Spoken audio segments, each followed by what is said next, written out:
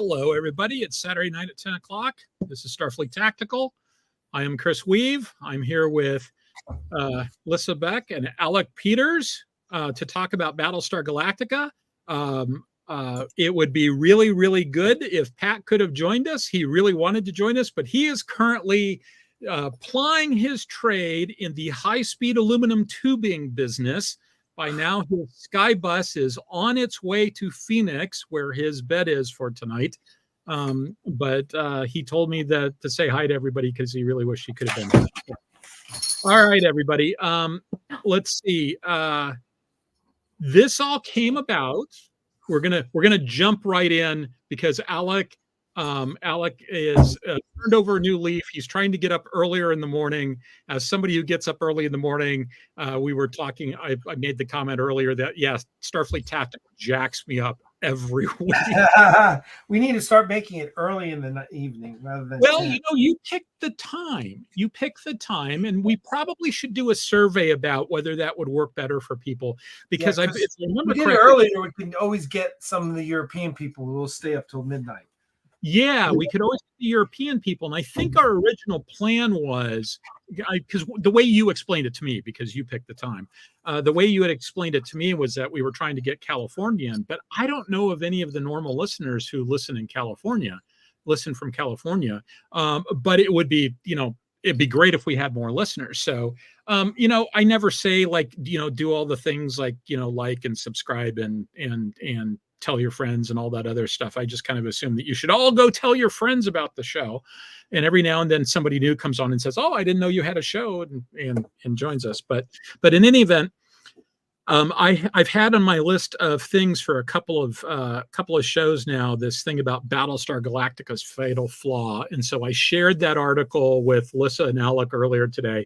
It's an article from Giant Freaking Robot. And it's I'm looking for, what's the word I want to use to describe it? Wrong solution. Yeah, it's and it's not the first time that they've published something that I'm just going, what the fuck are you guys talking about? They're sloppy and shallow is just unfortunately it's just not a professional like a lot of these, there's a lot of these news sites that have gotten big that are just full of shit. I mean, well, part of it is they're chasing the it's just full of shit. I'm sure the guy who wrote this thing, he's sitting there going like, "Oh shit, I've got a deadline and I got to write something, and I got to, he's writing something out of my ass." Yeah, he's probably writing like 3 articles like this a day. So in any event, we're going to go through and talk about it. Now, that having been said, I have just finished criticizing somebody who sort of sloppily put something together. Wait till you see my slides, because I kind of sloppily put them together, because it turns out I decided to watch the Battlestar Galactica miniseries, and it took longer to watch. 3 hours of video turned out to be like 7 hours of watching, because I was scribbling notes and stuff while doing it. And so the slides got done, just in time. I literally had just finished them when I got on about a quarter till. So they are not as well put together as I would like, but the purpose of the slides here is really just to sort of guide the discussion. Alec and Lyssa and I earlier were like sending stuff back and forth, and I said, remember all this for the show, because we're look. That's what a digital device that's right in front of me can do. And I did a bad job about going back and grabbing those points when I said I was going to put them on the slides, and then I forgot to do that. Pat and I do that all the time too. We'll say like, "Oh, what do you think you're going to say?" And next thing we know, we've had a 45-minute conversation about what we were going to do on the show. And then it's like, okay, look, now we get to do that in front of Now we got to write that down. Yeah. So in any event, let me pull these slides up. And so I got us all on here because we're all going to be on for the entire time. And so first of all, just the admin stuff. Let me emphasize, all references and images are the property of their originators. We're trying to do criticism and commentary, and oh boy, do I have criticism. So we're doing this through the fair use statute there. Here's my somewhat Chris-centric schedule. You may notice there that October is totally gone to shit, and it's just that I'm traveling a lot. At the end of that month, I have a big event, and I'm probably going to miss the show before the week-long or the 2-week-long event. And then I'm probably going to go on vacation. And by vacation, I mean go visit my dad in Iowa the week after that. And so the end result is it's going to like take out an entire month worth of shows. And some of those I've told you about previously. Anything I told you about previously that's changed is italicized.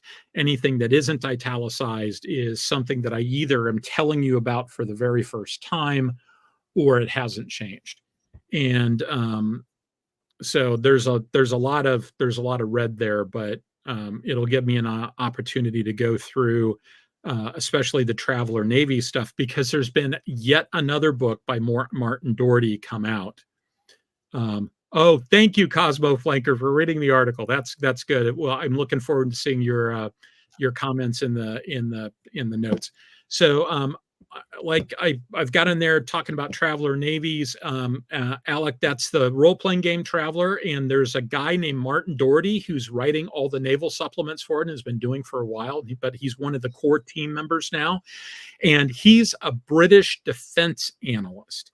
He's like a no shit pro, which would so like kind of like I am. Except he's more of a ground guy, but he understands the naval stuff. I mean, I'm going through it and going like, yep, he's right. Yep, he's right. Yep, he's right. And he's clearly read some of the classics of naval doctrine, because he puts stuff in like the same sort of terms that Julian Corbett would put stuff in, etc. And there's a lot of science fiction crunchy goodness in there, and there's lots of places to spin off. And he's got like 5 books in that system now, so I'm gonna spend a bunch of time talking about them. And then I want to do Michael Vlahos's article on what is a capital ship. Vlahos is quirky, but I think it would be an interesting little thing to go through. And Mike Bosworth's Carriers of Large Objects proposals from the 1990s.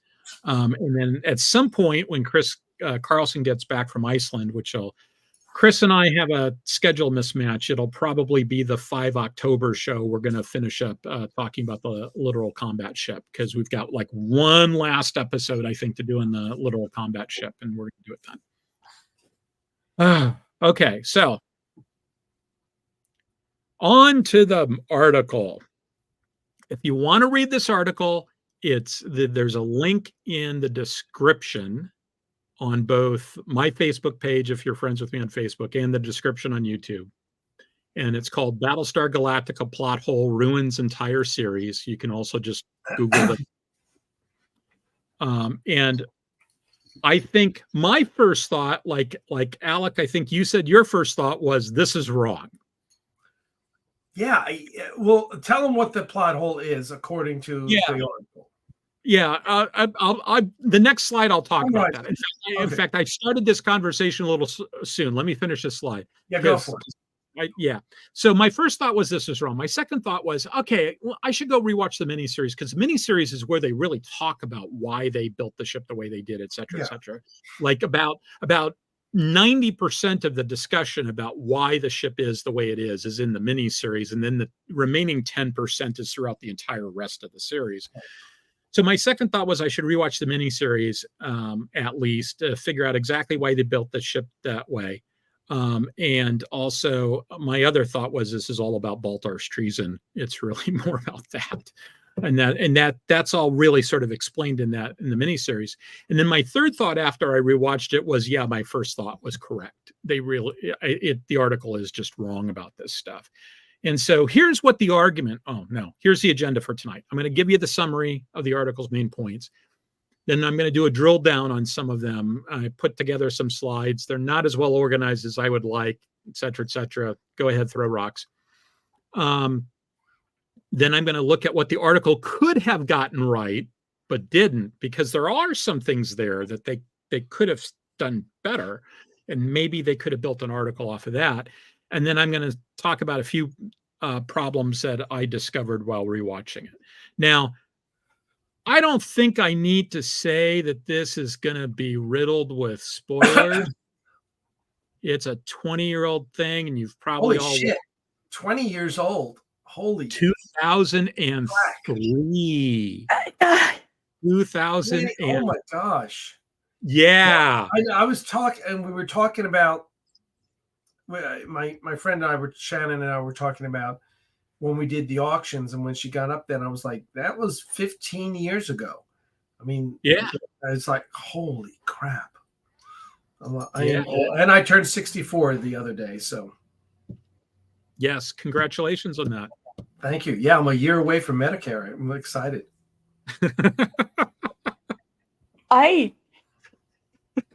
I remember getting home from high school and watching this like after school events with my parents and whatnot. What? Yeah, that's right. 20 years ago. 20 years. All right, so let's move. Go ahead, Chris. Move us along. Move along home.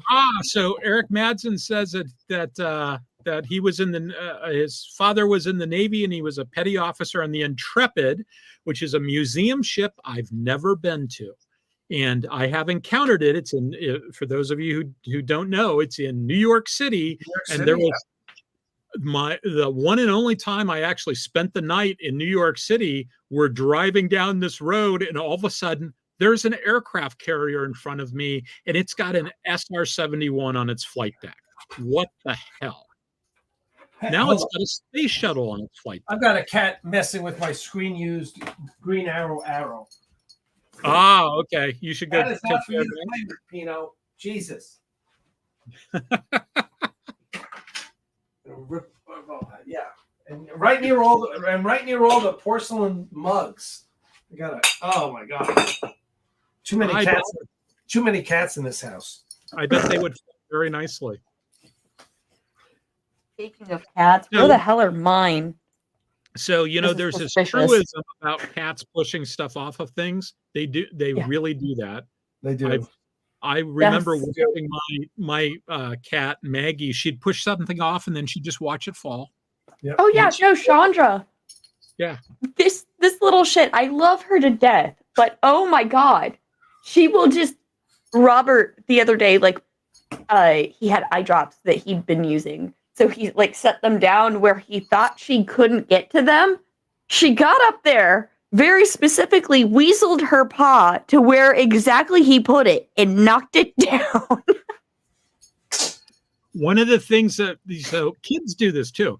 One of the things that my dad always tells new parents, like my brother when he had his kids, was anything you don't want the baby to reach, put it twice as far away as you think their maximum reach is. Yeah. Because babies have these flipping arms, just like Mr.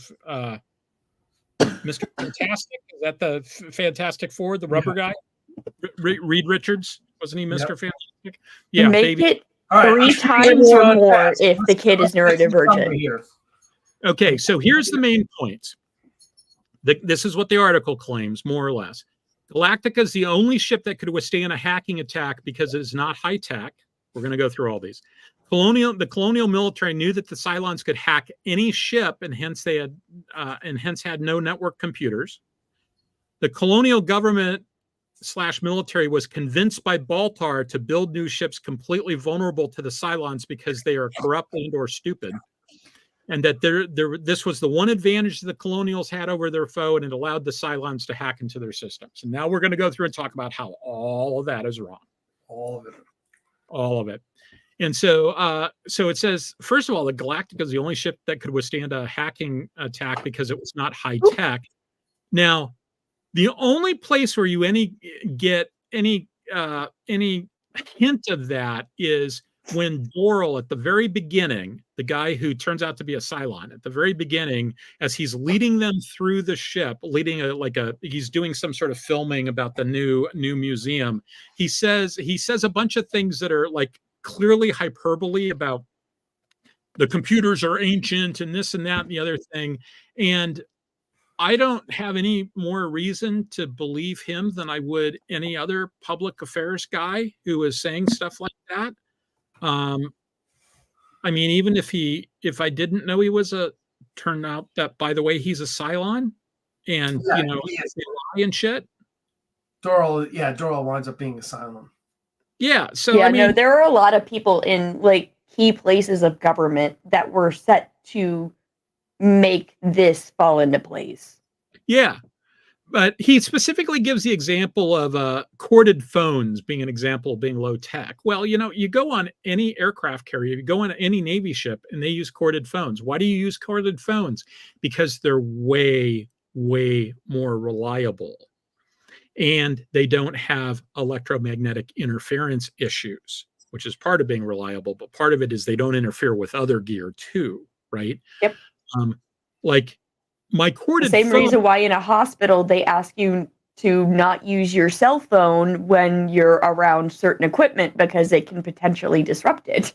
And why, the FAA tells you to turn off your cell phones on airplanes. Mm-hmm. And why, when the military wants to put a new piece of gear on it, even if it's not like if it's Wi-Fi or something like that, no. The answer is no. Just plain no. If it's not Wi-Fi, they still have to test for electromagnetic interference. This is like we don't have Wi-Fi in the intelligence community.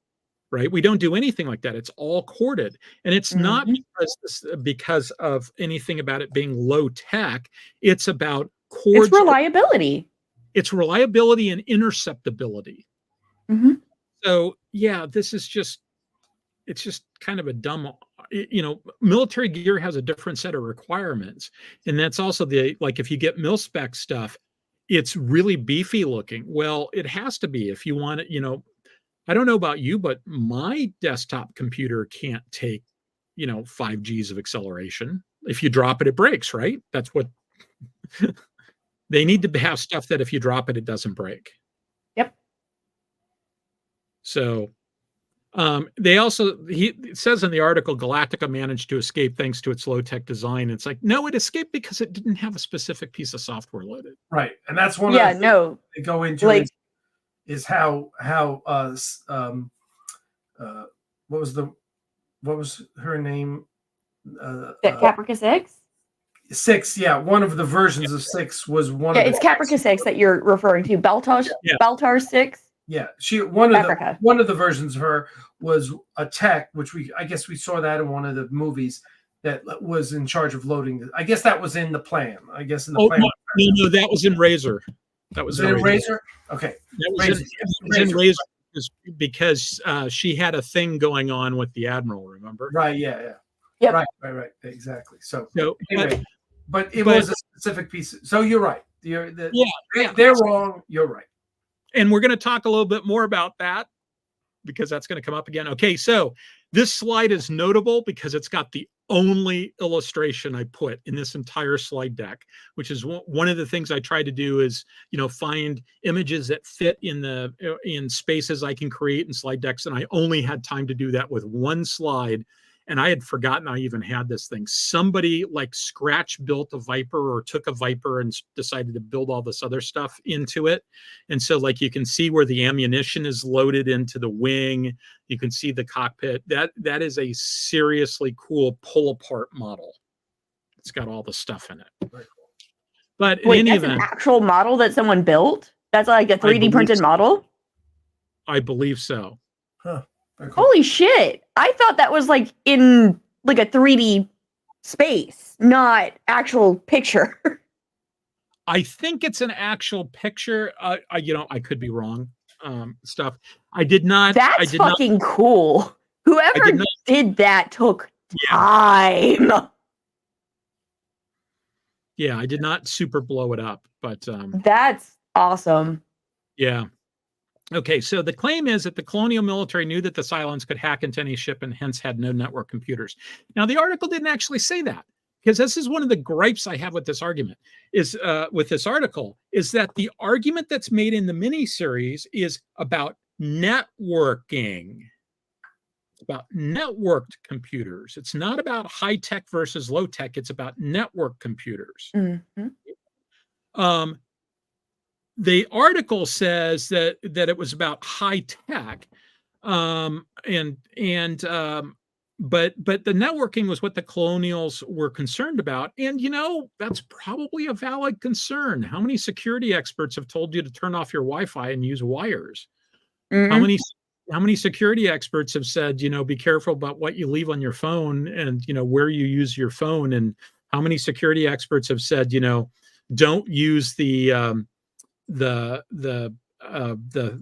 computer controlled house stuff that you can do with your phone. I mean, there's this claim that I don't believe for a second, by the way, that anybody who does computer security doesn't have anything like that in their house. The reason why I don't believe that is because I know people who do computer security as part of their job who have gone whole hog into having that stuff in their house. But so here's the thing. You are currently talking about something called the Internet of Things. Yes. And in regards to that, like, I would not necessarily have something like integral hooked up to the internet. Like your overhead lights, that's an annoyance at best if someone gets a hold of them. Yeah. And you can easily replace the light bulb. However, if someone fucks up your refrigerator or like your air conditioner or something like that, that's a little bit more than an annoyance depending on what time of year it is. Yeah. And by somebody, the reason I don't want to have a refrigerator like that is the somebody I'm worried about is Microsoft. Yeah. I'm not worried about hackers. It's Google because most of them use like Linux, Android for the OS. There was an article I saw the other day about people being worried that, some EV company goes out of business and now their car won't work because their car is so heavily networked into that EV company. That's happened. That's happened with people who got artificial limbs and things like that. When the company goes away and the software gets junked up, there's no way to fix it. Funny that you talk about that because one of the projects my dad is actually working on for the family business is actually in regards to trying to make like powered wheelchairs more open source. Yeah. Because one of the things that you find is that a lot of these like mobility aids, they have a highly specialized motor, highly specialized this, that, next thing. So like if a part breaks in your chair, like it's often cheaper to just replace the fucking chair than it is to try and find the replacement part. But that takes months for people. Yeah, years even, depending on like how much it costs. And you can say things like, oh, you just need to give the 3D print files with the chair, but there's file format issues, things go away, et cetera, et cetera. I mean, how many people can read a floppy disk these days? How many people can read a CD? I can. I've got a CD reader right here. I had to go out and buy it. And I've had CDs that don't work because CDs actually have an expiration date on them. Yeah, the foil will actually degrade over time. And that's why it's good to have backups of your backups, guys. Yep. So, and like I said, I'm more worried about the vendor in some cases. Now, I made the comment, I had some issues. I got upgraded at work, forcibly upgraded against my will to Windows 11 at work. And I was telling my coworkers that that I checked with our help desk, and the agency forcibly installing Windows 11 on my computer does not technically count as a hospital cyber attack, all evidence to the contrary notwithstanding. I am not happy about Windows 11. But so in any way, the article claims that everybody forgot about this issue with the Cylons, and it's like, no, I think they weighed the advantages and disadvantages, and they decided they were largely right. And I'm going to talk about that a little bit further down, because I used to be a little cog in the process whereby that stuff got done for the U.S. military, specifically the U.S. Navy. And so I've got a little bit of insight about how that process works. So, okay. Sorry, the next one I read the comment that just popped up. If someone installed Win 11 on my computer, I'd bloody well be hostile. Yeah. And the worst part about it was I was supposed to go do an offsite, And so and it didn't tell me it was going to do that. It told me it was going to install something else. And I thought, all right, I got time. I'll go ahead and do it. And then, I had to reboot my computer, and then it started doing something else. And 45 minutes into this process, I'm at the 24% mark. And so It's like, if you're going to take over my computer for 2 hours, you better damn well tell me in advance, rather than just pop up a little thing saying, we recommend you do this now. I did it at 7 a.m. at the beginning of the workday. Jesus. So I basically lost my computer for 2 hours. Luckily, I was going off site, but I was afraid I was going to come back and my computer was going to be trashed. Okay. All right. So the colonial government military was convinced by Baltar. And so we see Baltar making this argument in public, right? When we first meet Baltar, he's on a TV show, right? He's doing sort of a remote dial-in on some TV show, and Six walks in while he's on TV. But it's unlikely that they did it just because Baltar said it. Now, I'll note there is a long history of people in this show listening to Baltar just do stuff, and they I don't understand why people don't do simple, prudent things like shoot them between the eyes.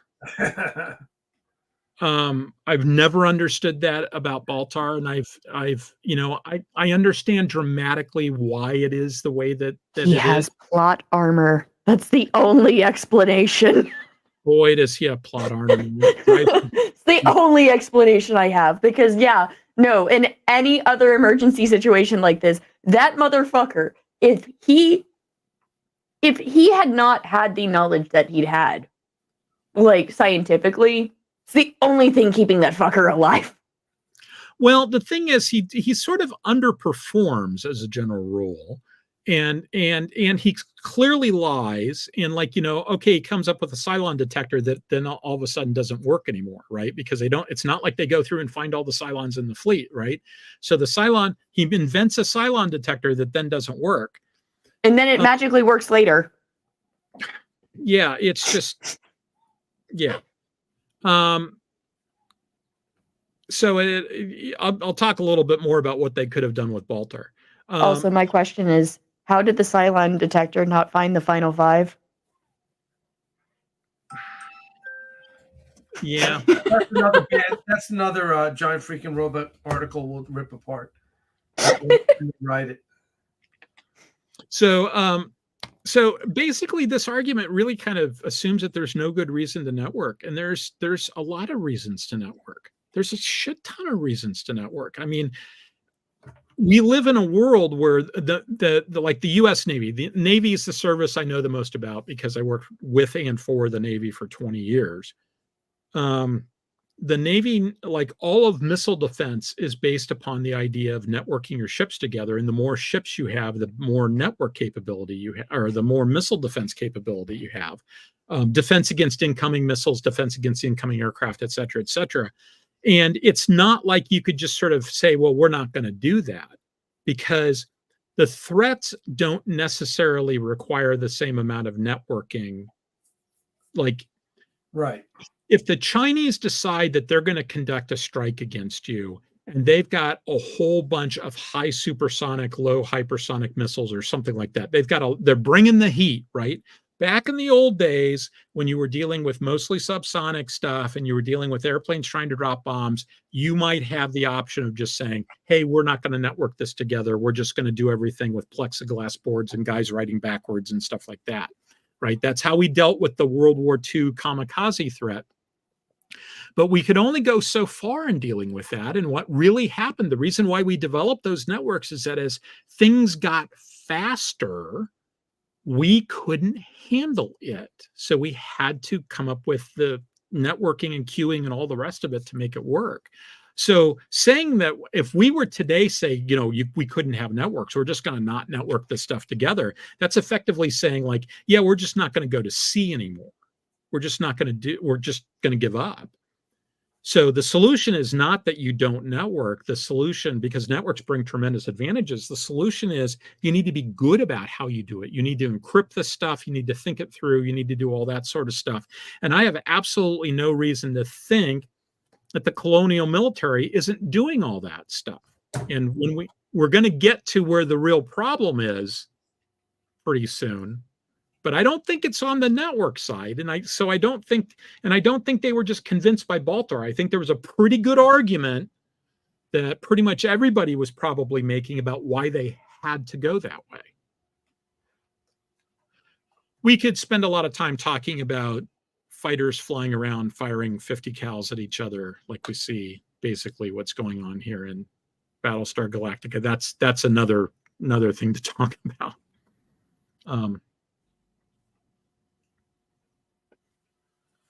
So they claim they built new ships that were completely vulnerable to the Cylons.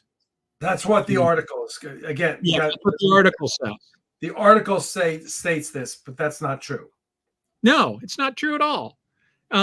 Because it was the command navigation program that was the vulnerability, because it had a backdoor into it. It wasn't the network. They didn't hack them. It was a Trojan horse that was built into the software. It's like saying, you don't have to break the door down if you've got the key. Right, exactly. Yep.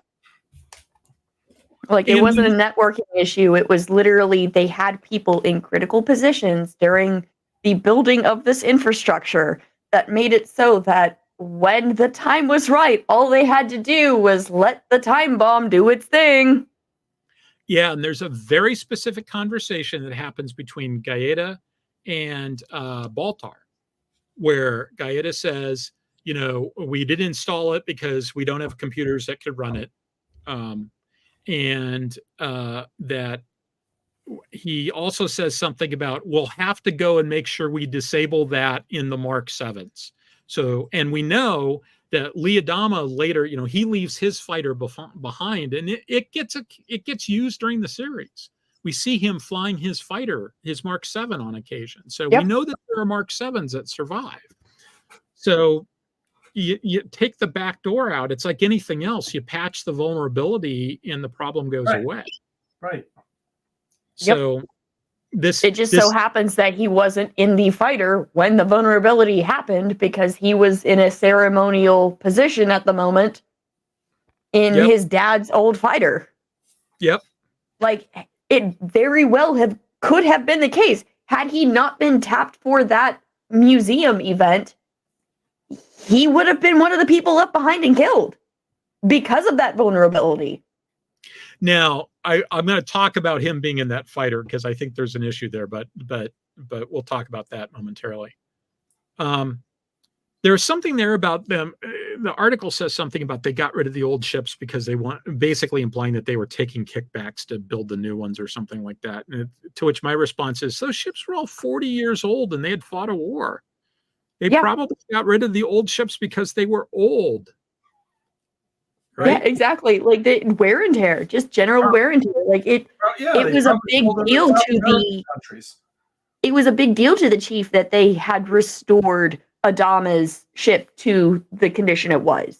Like if you watch that very first part when he's like showing Apollo, like, hey, we fixed this thing up. It's in working order. Like Apollo's like, great. But Adama, like, it is like, oh my gosh, this is awesome. Like, it's a big thing that it's even working. Yeah, there's issues. I think so. I say here, let's talk for a moment about how such decisions are made. All right. So how do we decide when to decom something, and how do we decide how to go about buying them, and how do we decide about how to do threat analysis on this? So I used to be a cog in this machine, and the Defense Acquisition Board, this is how it works in the US. The Defense Acquisition Board for major programs There's a review process. There's certain milestones, and at those milestones, they have to have a threat document that the program has to have a threat document that they get from the intelligence community that explains to them what the threat is. And so that allows the program to build something that meets the threat, and that allows the Defense Acquisition Board to say, have you met the threat or not? And sometimes what they say is, we're willing to accept the risk, right? Sometimes the program will say, you know, there's going to be a risk when it first comes out, but we've got a spiral development process going on. We've got an upgrade path that will allow us to deal with it later on. So the first version of this might have some vulnerabilities, but we'll fix it later. Or the first version, you know, something along those lines. We decommission stuff when it gets worn out or we can't support it anymore. And I talked about that in a bunch of episodes, actually, about why my explanation as to why you see lots of Mirandas and Excelsiors around and you don't see some of the newer stuff. Now, the real answer, of course, is they had an Excelsior model, they had a Miranda model. They were all built both virtually and physical models, so they were easy for them to use, and so they just kept reusing the old models. But I can make a real world argument as to why that stuff would still be around. And that's basically the same reason as to why in the real world, the Air Force has gotten rid of the KC-10s and kept the KC-135s, despite the fact the KC-135s are much older airplanes. And the answer is, we built a metric shit ton of them. And so the KC-10s were rode hard and put away wet. The KC-135s, we're having a smaller fleet, but we're able to keep them. And we could keep, if we kept all the KC-10s, we were still going to have to keep KC-135s because we didn't have enough KC-10s. But if we got rid of the KC-10s, we could go to an all KC-135 fleet, except for the new one that's coming in, the KC-46. And so sometimes you just do stuff like that to simplify your supply chain. Yeah. Because if I spend a lot of money in maintenance, I'm not buying new gear. Yep. So I think in this case, those ships are just rode hard and put away wet. That's the reason why the Navy's getting rid of the Ticonderoga class cruisers, because they have issues with the hulls, especially. They have other issues, and they're getting really, really expensive to maintain. And sometimes you just sort of say, you know, kind of like to have the ship. Having the ship isn't really the option. Well, also, like, another reason why equipment can get like retired is maybe, you know, there's an actual like vulnerability that they found out just through wear and tear.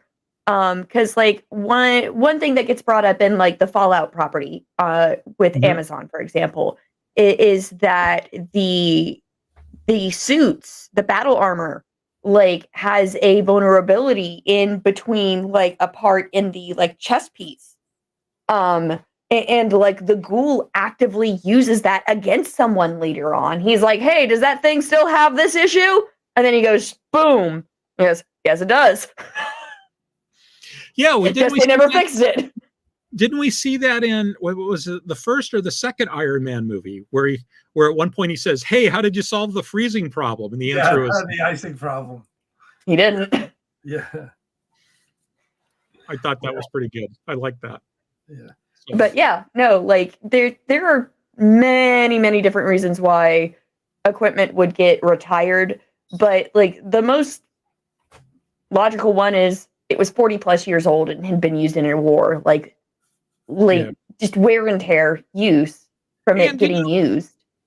If you take a look at the Pegasus compared to the Galactica, the Pegasus is a lot bigger, but it has a bigger crew, but it has like 2 to 3 times the fighter complement, but probably not 2 to 3 times the crew.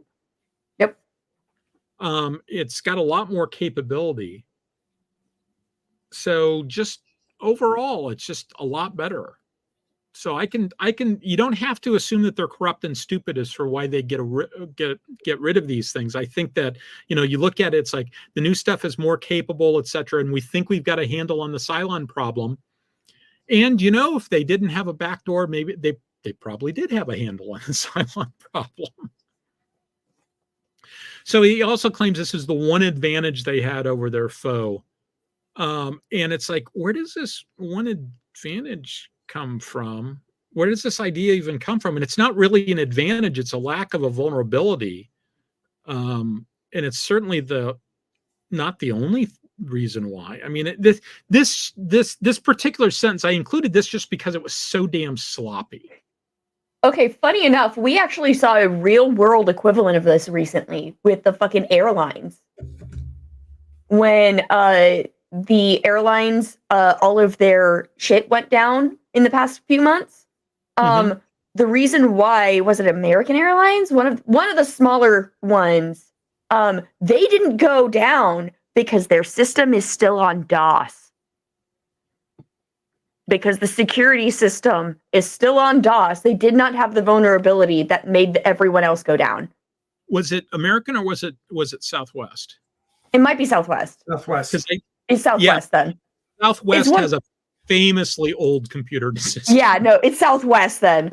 But yeah, no. Like the funny thing is they were lambasting everyone on social media with it too. It was so hilarious. It was funny. What was that, Alec?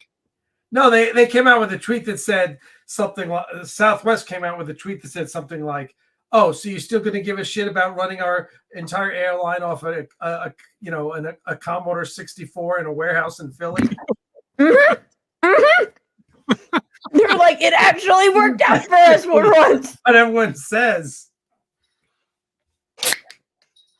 I was laughing my ass off when I saw that. Yeah, they're like, aha, you guys give a shit for this, but... How many more slides do you have? Only a couple. Okay. Okay, so here's the thing.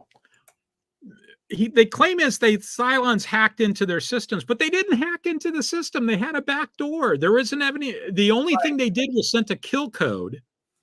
Because they had a back door in, and this was a software-based thing, and the Colonials shut it down when they found out about it. Of course, by then they had already lost the war, but apparently it was pretty easy to disable once they figured out it was there. It wasn't even terribly sophisticated. It's just that it was hidden.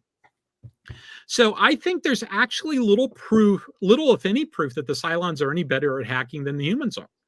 We keep hearing stuff about that. And I know at one point Sharon Valeri does take a cable and stick it into her arm and is able to do stuff that way. But, I don't recall seeing any Cylons climbing up on top of Battlestars, sticking cables into their arms to disable them during the war. Right. That was what they had was a back door, and I don't recall there being anything from like Blood and Chrome that indicated there was any special capability there either. So yeah, the Cylons were able to do some sort of cyber attacks, but if it was a human foe, they probably would also be worried about cyber attacks. Yeah. And I'll note there's a bunch of other things there that didn't involve cyber. Remember all those nuclear weapons that were detonating on Caprica at the very beginning? Was that Yeah. No, that was a physical attack because they had access to the Defense Department's equipment. Right. Well, it's not even the Defense Department equipment. I think they just shipped in some nukes and put them in warehouses and blew them up when they needed to. Well, and they also infiltrators. So that's definitely a good part of it, but like we know for a fact that like Caprica 6, like she was actively looking at the Defense Department's stuff and like manipulating it. Oh yeah. So, but that was the command program, right? That was the command navigation program. It says specifically that she rewrote half the code, and so she's the one who put the back door in. And we'll talk a little bit about that in just a second. But there was all sorts of other stuff going on, right? They look just like they're like Canadians. The Canadians are 90% of their population is massed on our border, and they look just like us. I mean, that's the same thing with the Cylons, right? They look just like us, and they were able to bring in nuclear weapons. There was at one point. Somebody was saying like, there's no way to smuggle a nuclear weapon into the U.S. And Richard Garwin, who was a famous physicist who worked for Bell Labs, his comment was, smuggling a nuclear weapon into the U.S. would be easy. All you have to do is hide it in a bale of marijuana.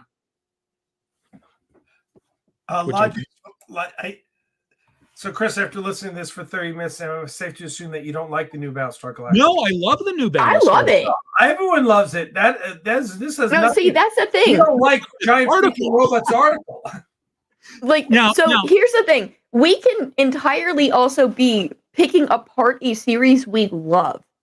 Because at the end of the day, like, you should criticize the media that you enjoy. Because there are going to be missteps that they make along the way. Like, in regards to race, for example.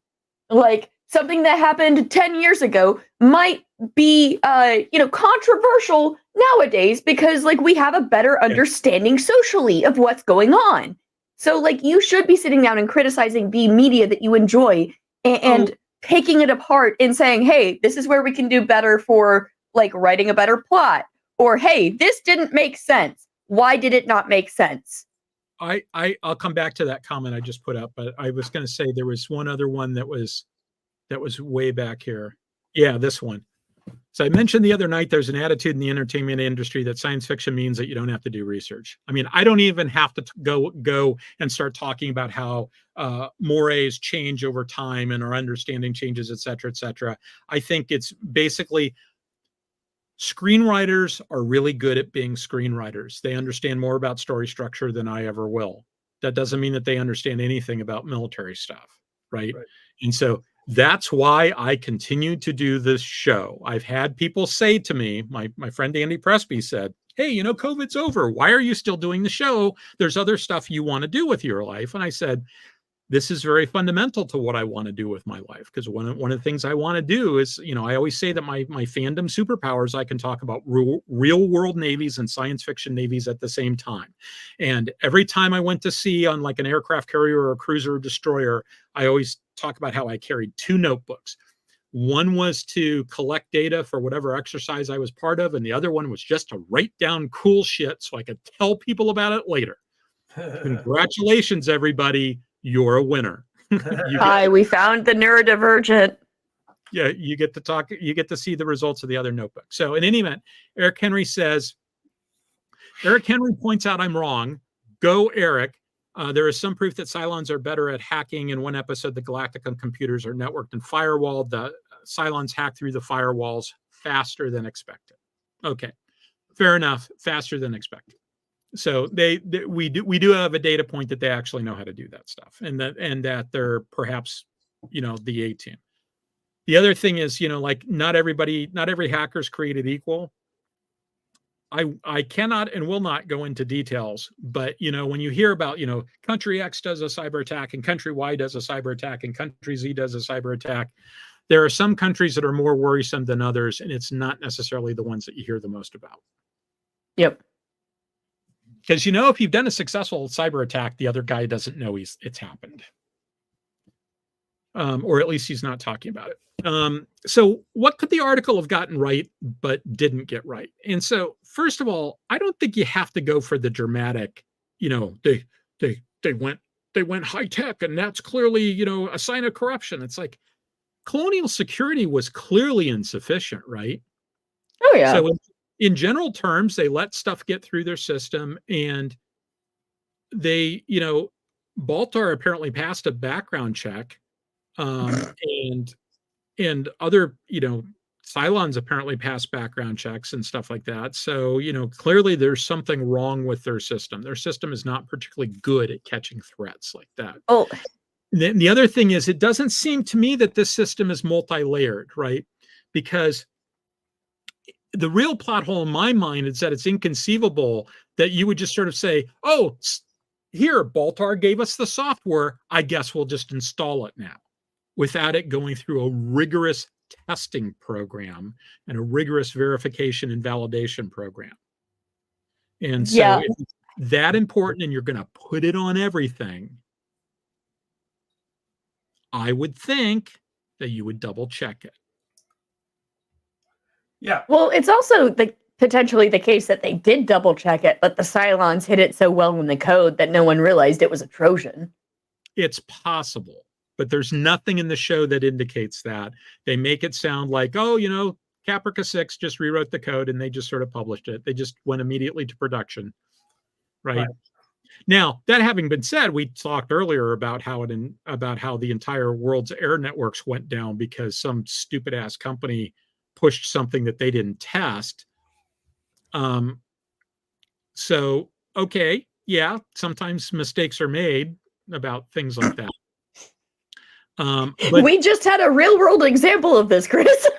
But the thing is that this was something that was like intended as a big upgrade for everything, etc. And it wasn't just the real argument there is, okay, so there was a good example as to why you wouldn't let those guys do that. But if it had been something that was coming, that's a good argument as to why you just don't let some company automatically do updates like that. Right. Well, but here's the thing: the government was also hit by that. So, clearly, this is a very good real world comparison for if Cylons had been around, if someone had decided, hey, let's actually take advantage of this and do something with this, people could have. But there's other things where the world is on fire that we're not going to talk about right now because the world is on fire. So Michael Boretsky points out software is ridiculously complicated and hard to properly analyze and test. Yeah. That's true. That's true. I guess I would have been happier if there would have been something along those lines. Hey, this was tested and it got through anyway, or something like that. Logic's Finest points out that one thing Battlestar Galactica is really good at is the idea of ships spinning in place and stuff like that. And we saw that, I watched it in the miniseries as they're coming out, they're coming through the clouds out of Ragnar Anchorage. They come out and the Battlestar comes out the top of the tube and then immediately does a 90-degree spin in place to move out. Yep. It does not do a swoop. It just pivots, yaws, nose down. It changes in place, and there's other places where they're clearly calling out like nose up such and such, stern down such and such. It's really well, and you see when they're training the nuggets later on in the series, them trying to teach them, all right, so because we're in space, this does not work how it would first off in an atmosphere. Yeah. Because in an atmosphere, you're not going to be upside down and doing all this shit that we're doing out here. Or in gravity, for that matter. So. But second off, while we're out here, it's very, very easy to lose your fucking bearings. Because space is space. Unless you have something that is your, guiding light, so to speak, you're going to get easily flipped around and fucked up if you do not pay attention. Space in this universe is incredibly well lit. It's also dark. I don't understand why people want windows when you're away from a planet. I don't understand why people would want windows. Okay, so I did discover a few problems in here, and I think this is like the second to last slide. The problems I did discover, there was a few issues that really sort of grated on my nerves a little bit.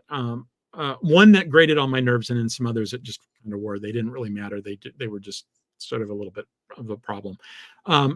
That opening scene where Six comes in and kisses the arbitrator who's waiting at the arbitration station, the diplomat, and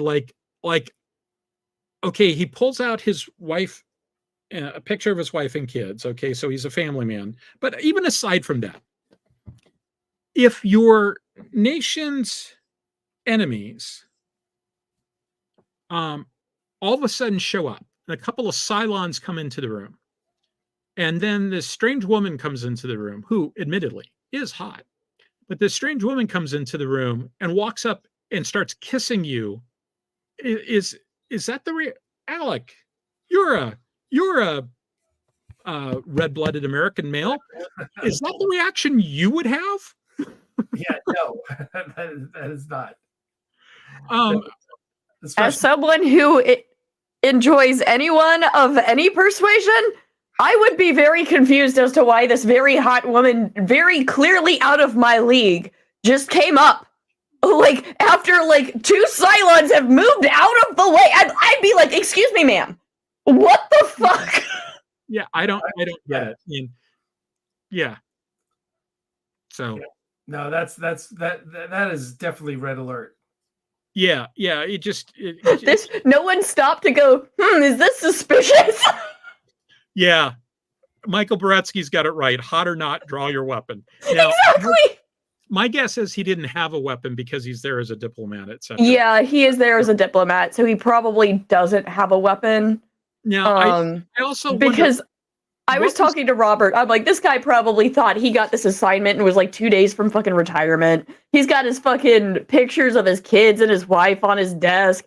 He does not think anyone's ever gonna come meet him here. And so, like, what was the purpose of them sending in a couple of Cylons so they could then blow up their own people? Yeah, I understand resurrection ship, but they specifically say in the series that the process is painful.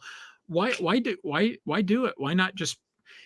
I don't understand why you have to go and blow up the station to begin with. If you do, just go and blow up the station.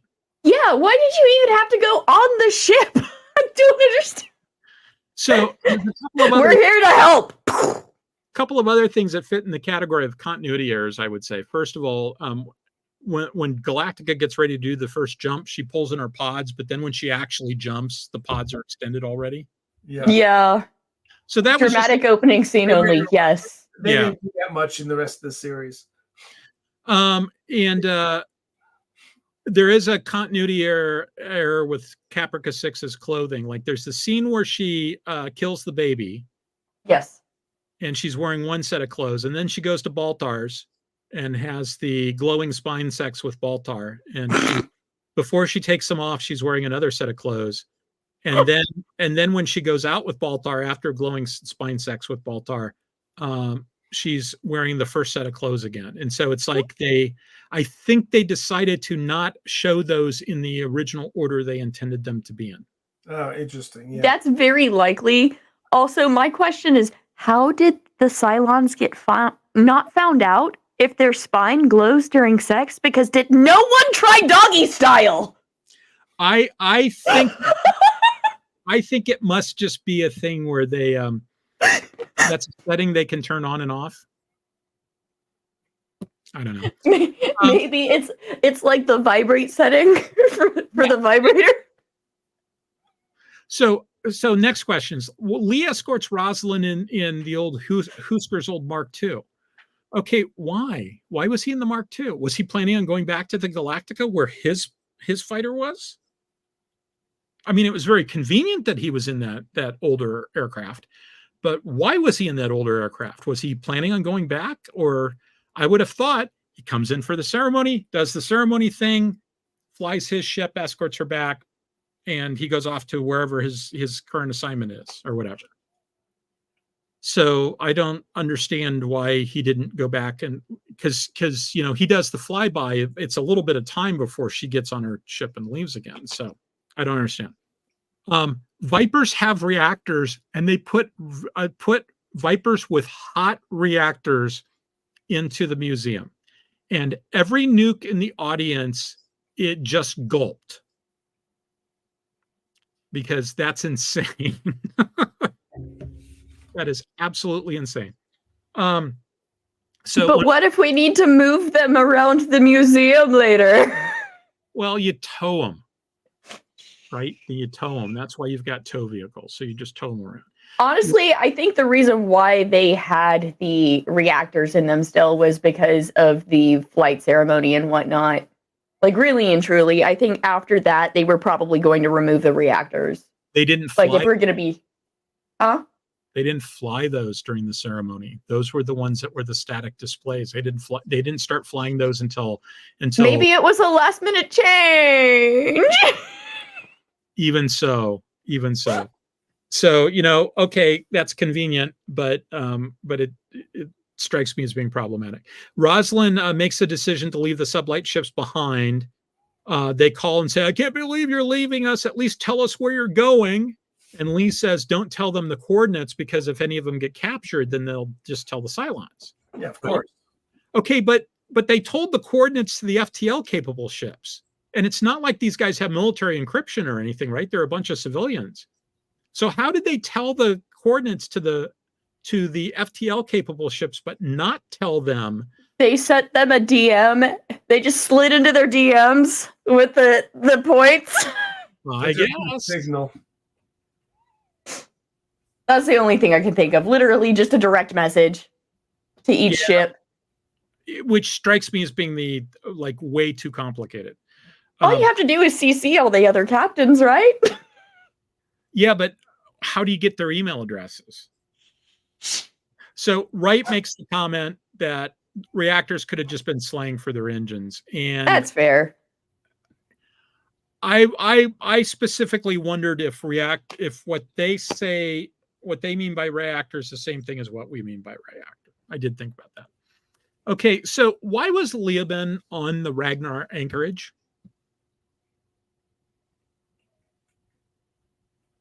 He gives a cover story about being an arms smuggler, thief. The cover story makes a lot of sense, right? Oh, yeah, he's here. He's just stealing shit. That's why he's here. So the cover story makes sense, but the real story that it turns out, oh, no, he's a Cylon. That part doesn't make any sense. They just stuck a Cylon there like a week ago because he's had the time to, like, for the radiation to affect him. Why was Lyssa there? Did it maybe because they knew that they were gonna? Probably because they thought people would send, like, if they were trying to get away during the attack, that they would probably go to get arms. Why not booby trap and blow it up? Now, because they wanted it for themselves to use? I look at it and I go, yeah, for contingencies. That's right, Olive. I need to go and rewatch the plan. All I really remember about the plan is that the Cylons have a plan and it turned out to be really dumb. I need to go back and rewatch the plan and see if there's an explanation for that there. But it just didn't make any sense to me in the series. It's in the miniseries itself. It's like, okay, you had a good explanation as to why the smuggler was there. You didn't have a good explanation as to why the Cylon was there. And then, of course, the biggest problem of the miniseries, and that is, why does anyone ever listen to Baltar? I mean, he lies all the time. He's just weird all the time, and his lie is totally transparent, and everybody just sort of treats him like, oh, he's this famous guy, and I'm Casanova complex. I don't know. But that's the only reason I can think of. He's got the Casanova complex, and so he's got a cult of personality thing going for him. Same way fucking Adolf Hitler did. I think in this case they could have done this a lot better. I think they could have done something like had him have a split personality, right? Which might have been Caprica 6 apparently every now and then taking him over and trying to sabotage stuff, and then him trying to fix what she was doing or something like that, right?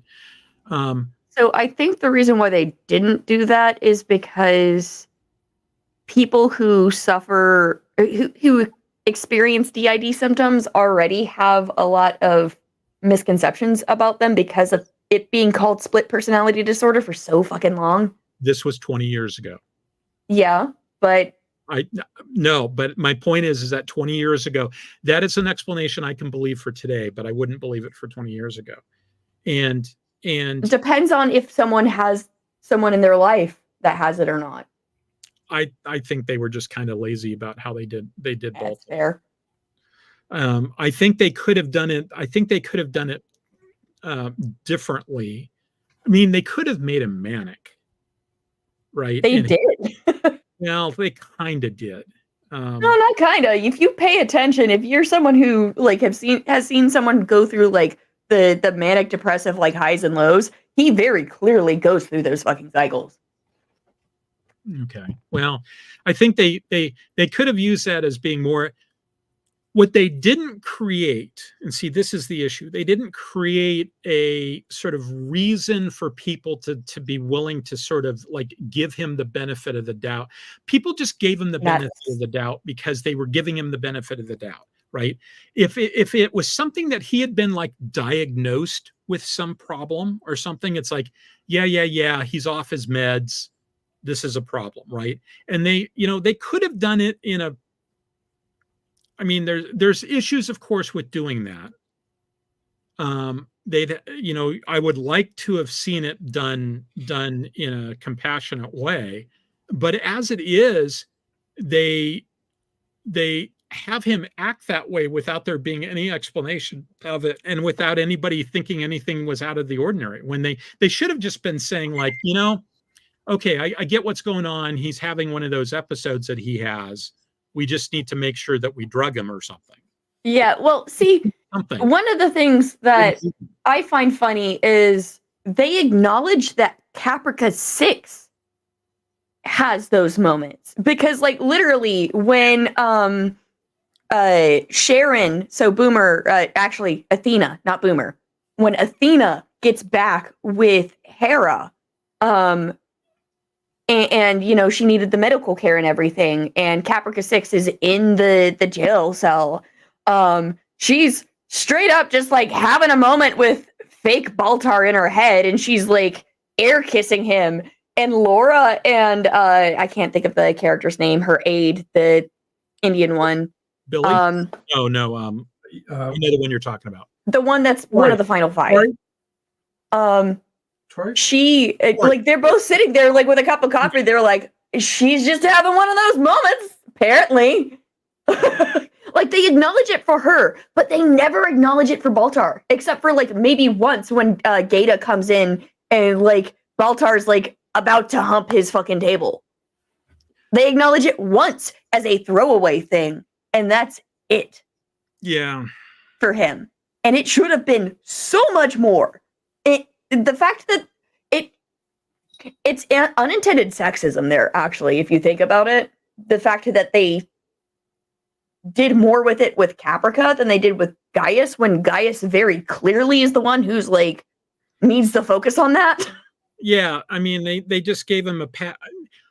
I don't know if they gave him a pass because of his gender, or they gave him a pass because he was sort of like considered to be the equivalent of Einstein or something like that. I think that's really what it was. I think it was more he was Mozart. Yeah. Not Einstein. He was the technological Mozart. Could be. Now, Michael Boretsky asked the question, how the heck did Baltar pass a psych screening for the clearance that he obviously had? So yeah, I mean, well, first of all, we don't know if they do psych screenings. So when I was an intel guy, my agency required a psych screening. I was the 2000th person to undergo the psych screening. You do not get, they told me you are number 2000. I did not get like a free trip to Vegas or anything. And that process involved a written exam and an interview with a psychologist. And I did not need to get, now that was, they were a little bit more anal retentive about that stuff, but I did not need to do that when I got a top secret before then. I have not needed to do that after I left there. So the only psych screening I had was with one particular agency, and I've got 3 data points.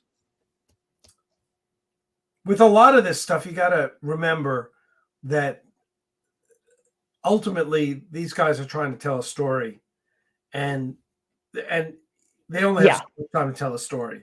So there's just stuff they're not going to deal with. It's just the limitations of the media. You might, if you're writing, they're expecting you to suspend your disbelief for certain things. Yeah, and and this being one of them. Line and deal with it. It's very clear that Baltar has narcissistic personality disorder, at the very least, if not fucking manic depression, as well as like, a number of other things.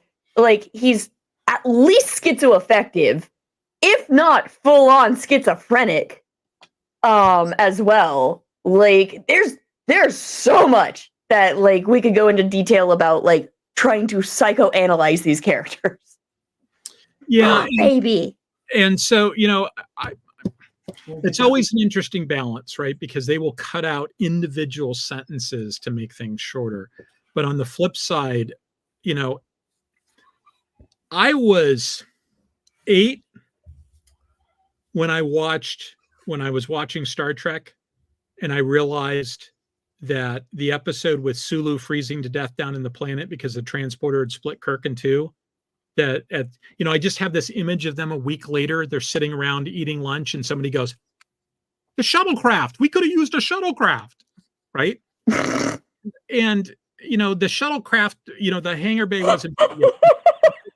You're not wrong, because that's 100% something that would happen in real life. Oh yeah, no, we had this tool that we could have fucking used.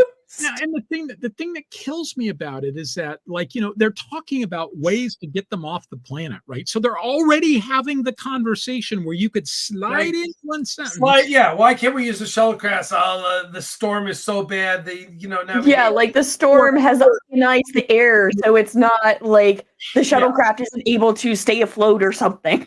It's really a shame we didn't pay for the extended warranty on the shuttlecraft, and we had to offload them all at Starbase 6 for them to get their oil changed or something. I mean, there's something. Yeah.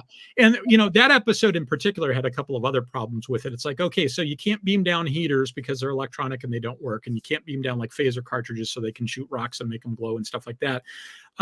But you probably could beam down things like tents and blankets and firewood. Maybe if you beam down a tent and it duplicated into 2 tents, that would actually be useful. Yeah, that's actually I would call that a hack at that point. That's a teleporter hack.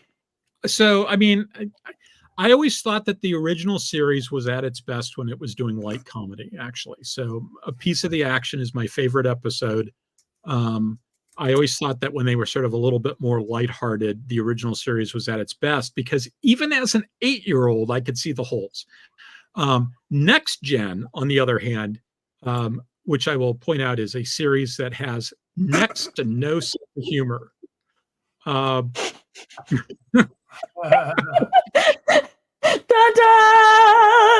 the evil tent just have a mustache on the front? It's got a beard. Oh, excuse me. It has the beard on the zipper part. But Next Gen had no sense of humor whatsoever. But they didn't need one, because they, as a general rule, not always, as a general rule, they did a much better job of crossing their T's and dotting their I's when it came to stuff like that. There's a lot. I have a heart out. I got to get going. Yeah, well, you know what? We're done. Boxes and walk the dogs.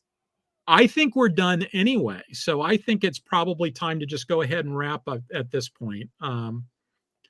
And so I'm taking a look down here real quick. I'm not seeing anything we need to, most of the people made some comments that we basically talked about in one way, shape, or form. So I think it's time to just call it for the evening. I must protest. I am not a merry man. So with that in mind, okay. I can send. I have no idea what the color is, but Hermano, there are so many people who build Sky. There's like modeling groups that you can go to. Send me an email and I'll make some. I'll send you some details on Facebook groups you can go to, because I have no idea. It looks green gold to me, but that doesn't mean anything. But there's lots of people who could tell you exactly what the color is. So send me an email. And who to buy it from. Exactly. So, all right, everyone. All right, everybody, let's go ahead and call it. And so thank you very much, and see you next time. Bye, guys. Bye.